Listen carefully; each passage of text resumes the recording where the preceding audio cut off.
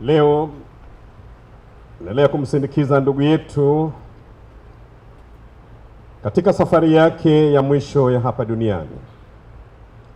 Mungu alimpa maisha ya duniani na sasa amemuita ili ampe maisha ya mbinguni yasiyo na mwisho. Mwili wake utawekwa ardhini kama mbegu ya mwili utakaotukuka, na roho yake ingie katika raha ya milele. Tunakuomba Bwana, umpokee huyu ndugu yetu. Kwa niaba ya serikali na wananchi wa Zanzibar, napenda kutumia fursa hii kutoa salamu za pole kwa Mama Lukuvi na familia ya marehemu, kwako Mheshimiwa Rais wa Jamhuri ya Muungano wa Tanzania, kwa Mheshimiwa Spika wa Bunge na wabunge wote, kwa wananchi wa jimbo la Isimani, familia, ndugu, jamaa na marafiki wa marehemu, kufuatia kifo cha kiongozi wetu mwandamizi marehemu William Lukuvi.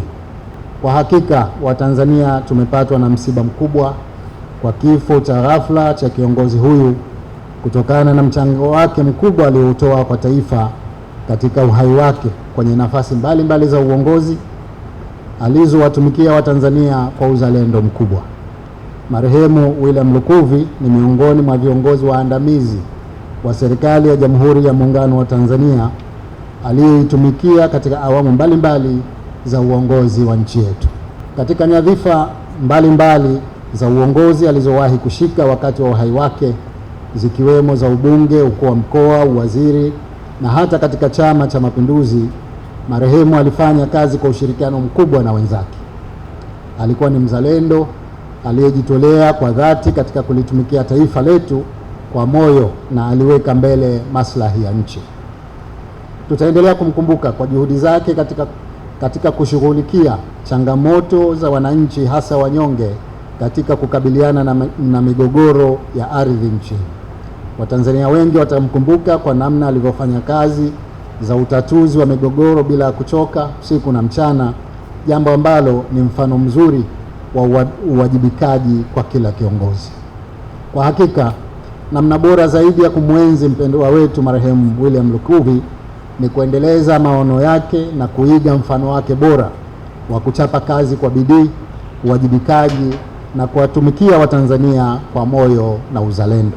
Binafsi nilimfahamu marehemu William Lukuvi nilipoingia bungeni mwaka wa 2000.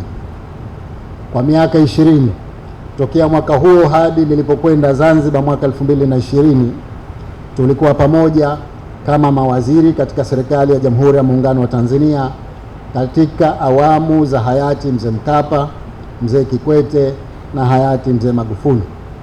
Yeye aliendelea kuwa kwenye baraza la mawaziri hadi awamu hii ya Rais Samia Suluhu Hassan, kutokana na utendaji wake wa kazi ambao ulikuwa na umahiri mkubwa, uwajibikaji na uzalendo. Hivyo tutaendelea kumkumbuka kwa ushirikiano wake katika kazi, lakini nje ya kazi, kwangu mimi alikuwa ni rafiki wa karibu. Mke wake na mke wangu ni marafiki wa karibu, watoto wao na watoto wangu ni marafiki wa karibu. Kwa hivyo tumempoteza mtu wa karibu kwa familia.